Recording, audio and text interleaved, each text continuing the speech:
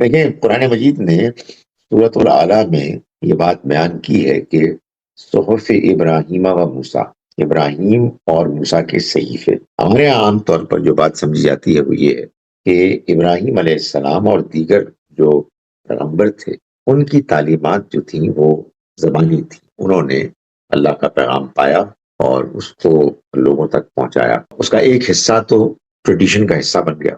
یعنی یہ جو سنت ہے ہمارے دین میں بھی ایک دو اوریجنل سورسز میں سے ایک سورس ہے قرآن اور سنت.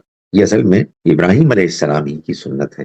یعنی ان کا وہ دینی عمل، نماز، روزہ، حج، زکوٰۃ وغیرہ، جس کو کہ دوبارہ ریوائو کیا گیا ہے. یہ بالکل ممکن ہے اور ایسا ہوا ہوگا ایم شور کے بعد کے زمانوں میں وہی جو ان کی زبانی وربل جو چیزیں چلی آ رہی تھیں وہ بعد میں بعض لوگوں نے ان کو لکھ بھی لیا. یہ تو بالکل ممکن ہے اور اگر ایسا ہے تو اس سے ظاہر ہے کہ فائدہ بھی اٹھانا چاہیے. مگر یہ نہیں بھولنا چاہیے کہ قرآن مجید نے پچھلی کتابوں میں بھی ایسا ہوا، لیکن پچھلی کتابوں کے پھر جو ایک پریزرویشن کا وہ سٹینڈرڈ تھا وہ کچھ کمپرومائز ہو گیا.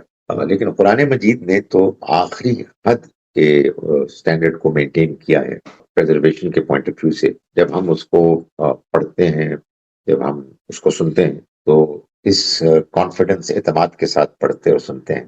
یہ ایگزیکٹلی وہی ورڈز ہیں جو اللہ تعالیٰ نے نبی اکرم صلی اللہ علیہ وسلم پر فرشتے کے ذریعے سے اپنے پیغام کی صورت میں ان پر نازل کیا. سو اگر یہ بک آف ابراہم وغیرہ ہیں تو پڑھنے میں کوئی حرج نہیں، بلکہ بڑی اچھی چیز ہے. لیکن بس اس کلیریفیکیشن کے ساتھ یہ بات ایفرٹ ہونی چاہیے کہ یہ کوئی ضروری نہیں ہے کہ جو بات بیان کی جا رہی ہے وہ ایگزیکٹلی وہی ہے جو ابراہیم علیہ السلام نے کی، یا یہ کہ ان کے بارے میں جو کلیم کیا جا رہا ہے وہ 100% سرٹن ہے. کچھ اسی طرح کی بات جیسے کہ عام طور پر ہم حدیث کے بارے میں کہتے ہیں کہ بہت مفید ہے، اس سے فائدہ اٹھانا چاہیے، لیکن یہ کوشن ضرور رہنا چاہیے. یہ ضروری نہیں ہے کہ یہ سب کا سب وہی ہے کہ جو حضور نے فرمایا. اس وجہ سے ہمارے پاس یہ بڑی ایڈوانٹیج ہے. اور یہ ظاہر ہے کہ ابراہیم علیہ السلام کے اگر کوئی ساتھ منسوب کوئی کتاب ہے تو اس میں بھی ہم یہی سٹینڈرڈ مینٹین کریں گے کہ اس کو قرآن، سنت اور ہماری اپنی کامن سینس کی روشنی میں اس کو سمجھا جائے گا.